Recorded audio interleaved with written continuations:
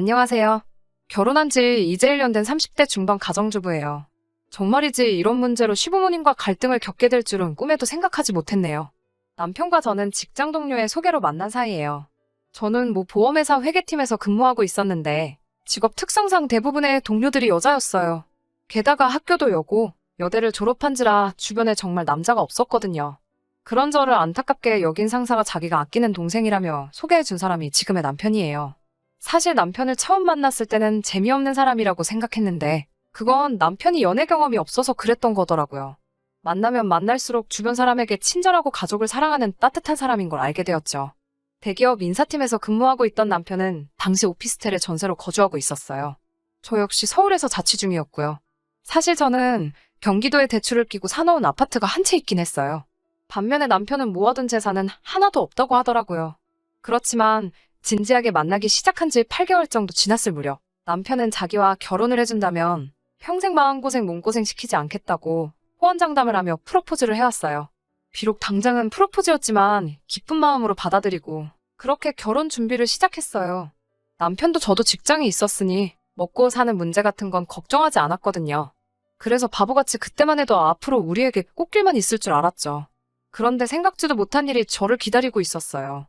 연애 당시 남편에게는 의류 매장을 운영하시는 부모님과 2살 아래의 남동생이 있었는데 남편은 2살 아래의 남동생에게 책임감이 상당했어요. 하지만 그 남동생을 만나는 일은 쉽지 않았어요. 사실 결혼 이야기가 나오기 전까지는 얼굴도 한번 못 봤죠. 형제 사이가 안 좋은 건지 도통 저에게 따로 인사를 시키지 않더라고요. 서운한 마음이 들었지만 내색은 안 했어요. 하지만 본격적으로 결혼에 대해 이야기하기 시작하면서 남편이 먼저 도련님에 대해서 이야기를 꺼내더라고요. 남편은 어린 시절부터 부모님 뜻을 거슬러 본 적이 없대요. 맞벌이하는 부모님 밑에서 동생을 챙기며 사춘기도 못 느낄 만큼 열심히 공부하고 친구들과 사이좋게 지내는 착한 아들로 컸다고 하더라고요. 반면에 남편보다 3살 어린 도련님은 엄청난 말썽꾸러기였다고 하더라고요. 부모님의 관심을 끌기 위한 행동이라면 무엇이든 서슴지 않았대요.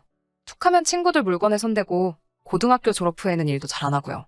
저는 사실 그때만 해도 이제 도련님도 남편도 30이 넘었고 당신이 첫째이니 먼저 다가가고 마음도 열어보라며 남편을 다독였어요. 그 이후로 도련님과도 가끔 셋이서 만나게 되었고요. 그런데 도련님을 몇 번 만나보니 남편이 왜 그렇게 책임감을 느끼면서도 한편으로는 답답해했는지 알만하더라고요. 마땅히 직업이 없던 도련님은 가끔 어머님이나 아버님이 병원을 가시면 대신 가게를 보는 일로 용돈을 벌고 있었어요. 고정적인 출퇴근 시간 같은 것도 없었고요. 그냥 본인이 돈이 없으면 내킬 때 출근해서 몇 시간 버티고 있다가 포스에서 돈을 가져가는 식이었죠. 문제는 이런 이야기를 본인이 스스럼 없이 하더라고요. 그러면서 하는 말이 어차피 이 가게는 자기 게 될 거니까 전혀 문제될 게 없다고 하더라고요. 옆에서 제가 벙찐 표정으로 이 이야기를 듣고 있으니 남편은 얼굴이 벌개져서는 다른 이야기 하자고 상황을 무마하려 애쓰더라고요. 한 번은 다 같이 식당에 있었는데 남편이 지갑이랑 핸드폰을 테이블 위에 올려두고 잠깐 차에 갔다 온다고 자리를 비우더라고요. 남편이 식당 문을 나서자마자 도련님이 남편 지갑에 손을 뻗어 가져가는 게 아니겠어요? 깜짝 놀란 제가 지금 뭐 하시는 거냐고 묻자 동생이 형한테 용돈 좀 받을 수 있는 거 아니냐고 하더라고요. 어이가 없어서 그런 게 어딨어요. 그래도 본인이 오면 물어봐야죠라고 하자 형수님이 아직 우리 집을 잘 모르시나 봐요 라며 이죽거리더라고요. 그러고서는 지갑에서 5만 원짜리 2장을 꺼내가는 거예요. 바로 남편이 돌아왔고 제가 어이없는 표정을 하고 있자 남편이 무슨 일이냐고 묻더라고요. 그러자 도련님은 자기는 전혀 모르겠다는 듯 남편을 쳐다보며 아니 내가 형 지갑에서 용돈 좀 꺼냈는데 형수가 화가 났어 라고 말하면서 형 돈인데 왜 형수가 화를 내냐며 오히려 자기가 어이없다는 식으로 말을 하더라고요. 무슨 상황인지 눈치챈 남편이 동생에게 너는 그래도 밖에서까지 그러면 사람들이 이상한 오해를 한다며 앞으로는 그러지 말라고 하더라고요. 그날 밤 제가 원래 그런 식이냐고 하자 남편도 저에게 아직 우리가 완전히 결혼을 한 건 아니니까 이번 한 번만 이해를 해달라면서 결혼식 올리고 정식으로 부부가 되면 2번 다시는 이런 일이 없을 거라고 자기 입장도 이해해달라며 이해 못할 소리를 하더라고요. 하지만 저도 좋은 날 앞두고 더 큰 소리 내기 싫어서 그냥 알겠다고 확실히 정리하라고 말했어요. 사실 남편이 가족들에게 경제적인 지원을 하고 있다는 건 결혼 준비가 어느 정도 진행되고 나서야 눈치를 챘죠.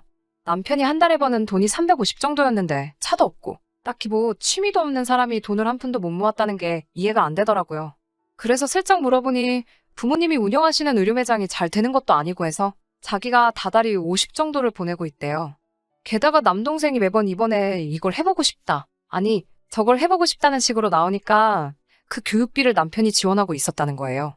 그 이야기를 듣던 제가 그래서 도련님은 지금 뭐 자격증이라든가 딴 거 있냐고 묻자 성격이 진득하게 뭘 해내지를 못하더라며 말끝을 흐리는 게 아니겠어요. 지금은 말 그대로 온 가족이 사고만 치지 말아다오라는 마음으로 도련님을 돌보고 있는 거였죠. 속된 말로 이런 거지 같은 상황에 놓인 불쌍한 남편을 내가 구해줘야겠다는 생각을 했던 것 같아요. 그런데 제가 정말 어리석고 멍청했죠. 신혼집을 구하면서부터 큰 소리가 나기 시작했거든요. 사실 둘 다 서울에서 직장 생활을 하고 있었지만 제가 가진 돈으로는 서울에 전세 하나 구하기 어렵겠더라고요. 아이도 낳아야 하는데 오피스텔에서 시작하기도 그렇고 해서 저는 경기도에 제가 가진 아파트에서 시작하는 게 어떻겠냐고 말했어요. 처음엔 남편도 미안하고 정말 고맙다고 몇 번이고 말하더군요. 하지만 이 이야기가 시어머니 귀에 들어가자 시어머니가 노발대발 난리가 나신 거예요. 귀한 우리 아들 출퇴근 시간이 얼마나 피곤하겠냐면서요. 비록 아파트가 경기도에 있기는 하지만 지하철 갈아타는 것도 없이 40분이면 출근할 수 있는데 시어머니가 왜 이렇게 화를 내시는 건지 이해가 안 됐어요. 시어머니가 화를 내시자 남편도 갑자기 입장을 바꿔서는 저에게 경기도에 있는 그 아파트를 팔아서 서울에서 전세를 구하면 어떻겠냐고 저를 떠보더라고요. 제가 그건 안 된다고 가차없이 거절해버리자 시어머니가 그럼 본인이 돈을 보태주겠다고 나오시더군요. 근데 그 금액이 3천만 원이었어요. 3억도 아니고 3천이 집을 구하는데 무슨 보탬이 되나요? 그래서 제가 돈도 필요 없고 그럼 남편 지금 사는 오피스텔에서 시작하겠다고 했어요. 시어머니는 그러자 또 그렇게 작은 오피스텔에 성인들이 어떻게 사냐고 화를 내시더라고요. 그런데 어머님이 화를 내신 데에는 정말 생각지도 못한 이유가 있었어요. 어머님은 도련님을 저희 집으로 보내실 생각이었던 거죠. 제가 어떻게 알게 되었냐면 생각 없고 이 입산 도련님이 저에게 직접 전화를 걸어왔더라고요. 회사에서 막 퇴근하던 찰나였는데 벌써 취기가 오른 도련님은 제게 전화를 걸어서는 계속 형이 사는 오피스텔은 크기가 어떻고 화장실이 저떻고라며 혼자 주절거리더라고요. 저는 괜찮아요. 저도 가봤는데 그냥 둘이서 살면 그럭저럭 살만해요라고 말했죠. 그러니까 도련님은 왜 둘이에요? 셋이지. 아닌가? 넷인가? 강아지도 하나로 쳐야 되나? 나 강아지도 키우고 싶은데 라고 하는 게 아니겠어요? 저는 처음에 뭔 소린가 싶고 장난치나 싶기도 해서 왜요? 도련님도 오시려고요? 라며 웃었더니 그럼요. 이제 저도 서울 가서 살아야죠. 나처럼 큰 물고기가 큰 물에서 놀아야지 안 그래요? 라며 웃더라고요. 저는 속으로 이게 미쳤나? 진짜로 하는 말이야? 아니면 나한테 시비 거는 건가? 하는 생각도 들고 도저히 분간이 안 돼서 전화를 끊고 바로 남편에게 전화를 걸었죠. 남편에게 방금 통화 내용을 읊으니 몇 초간 아무 말도 못하더라고요. 저는 왜 말이 없냐고 다시 물었고 그러자 남편은 나지막히 미안하다고 하는 게 아니겠어요? 그래서 제가 도련님이랑 같이 살 생각이었냐고 소리를 질렀어요. 그러자 남편은 자기가 지금 중간에서 열심히 수습 중이라면서 순전히 어머님과 도련님의 생각일 뿐 자긴 조금도 그럴 마음이 없다고 그냥 모르는 척하라고 하더라고요. 정말 분하고 열받아서 당장이라도 도련님한테 욕을 해주고 싶었지만 남편 입장 생각해서 남편 말대로 아무것도 모르는 척하고 경기도로 이사갈 준비를 시작했어요. 그러자 어머님이 저더러 너는 시어머니 말을 귀등으로도 안 듣냐며 괘씸하다고 하시더라고요. 도대체 어른 알기를 뭐로 아냐면서요. 그러면서 저더러 매정하다고 이제 다 한 가족인데 네 동생이다 생각하면 그럴 수 있겠냐며 저를 나쁜 사람으로 만드시더군요. 사실 이때 결혼판을 엎을까 싶었지만 사실 저는 부모님이 안 계시거든요. 그래서 정말 제 가족이 가지고 싶었고요. 남편과 헤어지고 다른 사람과 다시 미래를 계획한다는 게 상상만으로도 너무 괴롭고 자신이 없더라고요. 그래서 남편 하나만 보고 살면 된다는 마음으로 꾹 참았어요. 적어도 남편은 계속해서 저에게 미안하다 고맙다 했으니까요. 우여곡절 끝에 결혼식을 마치고 결국엔 원래 계획했던 대로 제 아파트에서 신혼생활을 시작했어요. 남편은 모아둔 돈은 없었지만 결혼 이후에는 약속한 대로 시댁에 드리는 용돈도 삼심으로 줄이고 도련님에게 들어가던 소위 교육비도 일체 지원하지 않기 시작했어요. 당연히 또 난리가 났지요. 하지만 저는 그때마다 앞으로 태어날 아이를 위해서는 어쩔 수 없다는 자세로 버텼습니다. 사실 남편이 무조건 제 편이었던 건 아니에요. 가끔은 저를 설득하려고도 하더라고요. 이번 달만 좀 더 해드릴 순 없겠냐? 동생이 이번엔 정말로 한번 도전해보고 싶다는데 어떻게 안 되겠냐는 식으로요. 저도 사람이니 마음이 흔들린 적도 있었고 그럴 땐 한두 번 오케이를 하기도 했었는데 지금 생각해보면 그러지도 말았어야 했어요. 결혼 후 얼마 지나지 않아 아버님의 생신이었어요. 아버님 생신 축하를 위해 음식과 선물을 가지고 시댁으로 갔네요. 원래는 음식을 준비하려고 했는데 어머님이 음식 해올 필요 없다며 남자 지갑하고 벨트를 좀 사오라고 하시더라고요. 아버님이 하시기엔 조금 젊고 비싼 브랜드라 야했지만 그래도 준비해서 갔어요. 그리고 음식은 해오지 말라 하셨지만 그래도 도리가 아닌 것 같아서 미역국, 불고기 그리고 잡채를 준비해 갔고요. 저희가 도착하고 얼마 지나지 않아 짜장면하고 탕수육 같은 중화요리들이 배달되더라고요. 제가 해간 음식들하고 중화요리를 차려놓고 아버님 생신 축하를 했지요. 아버님은 모처럼 생일날 미역국을 먹어본다며 너무 좋아하시더라고요. 근데 막상 선물을 꺼내놓으니 아버님보다 도련님이 더 좋아하더군요. 그제서야 알겠더라고요. 준비하라고 한 선물은 아버님이 갖고 싶은 게 아니라 도련님이 갖고 싶은 걸 말씀하셨다는 사실을요. 그렇지만 제가 뭐라고 말을 하겠어요.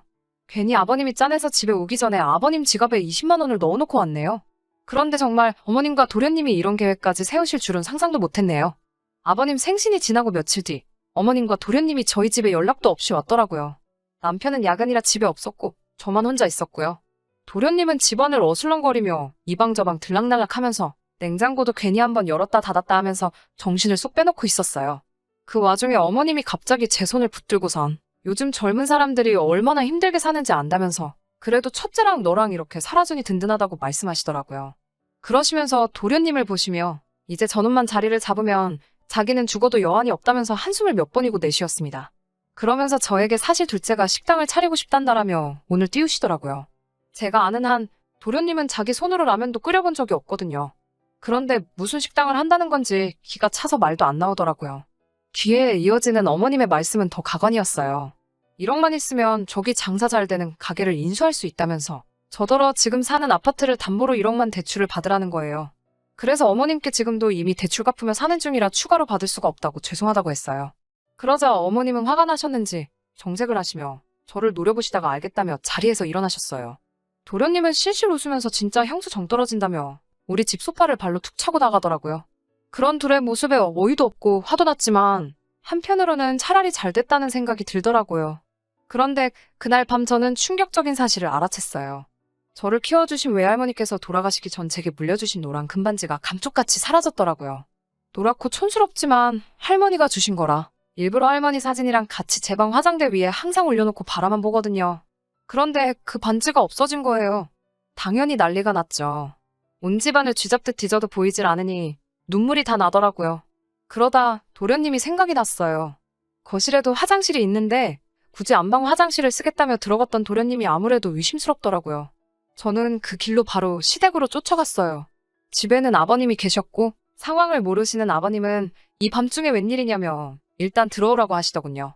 그때 방에서 어머님과 도련님이 나오며 저를 보더니 흠칫 당황하는 게 느껴졌어요. 저는 신발도 안 벗고 쫓아들어가 그 둘의 손을 낚아챘어요. 설마 끼고 있겠냐 싶었지만 본능적으로 그렇게 되더라고요. 아니 근데 정말 이런 모질이가 세상에 또 있나 싶게 도련님은 새끼손가락에 똑하니 제 반지를 끼고 있었어요. 제가 이거 내놓으라고 어떻게 도둑질을 하냐고 악을 쓰니까 도련님이 저더러 미친 거 아니냐면서 이거 자기가 길에서 주운 거라며 지금 뭐 하는 짓이냐며 되려 화를 내더라고요. 그게 말이 되냐고요. 저는 그 말이 어이가 없고 화가 나서 자리에 주저앉아 엉엉 울기 시작했어요. 반지가 제 건데 어떻게 증명을 해야 할지 모르겠더라고요. 그래서 그냥 주저앉아 엉엉 울면서 남편한테 전화를 했어요. 그러자 남편이 당장 오겠다더군요.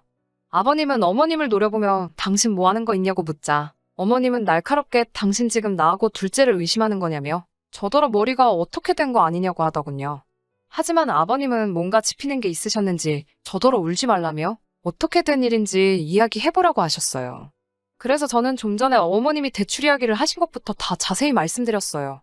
말없이 듣고 계시던 아버님은 어머님께 왜 새애기한테 돈 얘기를 하냐고 둘째를 저 모양으로 키운 건 우리 잘못인데 왜 엄한 사람한테 도와달라고 하냐면서 호통을 치시더라고요. 사실 아버님이 그렇게 화를 내시는 건 처음 봐서 저도 움찔했네요. 얼마 지나지 않아 남편이 도착했어요. 남편은 탁자에 놓인 반지를 한눈에 알아보더라고요. 아버님이 첫째 너 이거 새아기 거 맞냐고 확신하냐고 물으셨고 남편은 도련님과 어머님을 한번 쳐다보더니 한숨을 내쉬고는 이거 맞다고 매일 보는 건데 어떻게 모르겠냐고 그리고 잘 보면 한쪽에 찌그러져 있다고까지 말해줬어요. 그러자 아버님은 도련님한테 이리 가까이 오라고 하시더니 냅다 주먹으로 뺨을 날리시더군요. 아버님은 왕년에는 복싱을 취미로 하셨는데 어깨를 다치신 이후론 쉬고 계셨거든요. 도련님은 벌개진 뺨을 부여잡고는 어머님을 쳐다보고 있었어요. 아버님은 그런 도련님을 이번엔 발로 걷어차시고는 차라리 집에서 나가라고 고함을 치셨어요. 그러더니 아버님이 이번엔 제 앞에 무릎을 꿇으시곤 자식을 잘못 키운 죄라며 제 마음이 풀릴 수만 있다면 뭐가 됐든 마음대로 하라고 하시는 거예요. 오히려 아버님이 그렇게 나오시니 제가 마음이 너무 불편하고 안 좋았어요. 저는 아버님을 일으켜 세워드리며 일단 반지를 찾았으니 괜찮다고 말씀드렸고요. 남편도 이제 도련님을 포기한 건지 저더러 경찰을 부를 거냐고 묻더라고요. 물론 부르지는 않았어요. 물건도 찾았고 얻어터지고선 쪼그려 앉아서 혼자 궁시렁거리고 있는 걸 보니 불쌍하기도 하고 고쳐 쓰긴 글렀다 싶더라고요. 그날을 계기로 어머님은 저한테 단돈 1원 한 푼도 말씀을 못 꺼내고 계시고요. 제 앞에서 도련님에 관해선 입도 뻥긋 안 하십니다. 남편도 더 이상 시댁에 도움을 주지 않기로 했고요. 알고 보니 그동안 시댁이 경제적 도움을 받은 걸 아버님은 모르고 계셨더라고요. 어머님이 남편에게 받은 돈을 전부 도련님한테 주셨던 것 같아요. 저희 부부는 가끔 아버님만 밖에서 뵈며 지내고 있어요. 가끔 식사도 하고 좋은 곳도 모시고 가고 잘 지내고 있어요. 그리고 얼마 전에는 아버님이 제 생일에 선물이라며 금팔찌도 선물로 주셨는데 정말 감동이었어요. 도련님은 여전히 구제불능인 것 같지만 이제 제가 사랑하는 사람들과 행복하게 잘 살고 싶은 생각뿐이 없네요.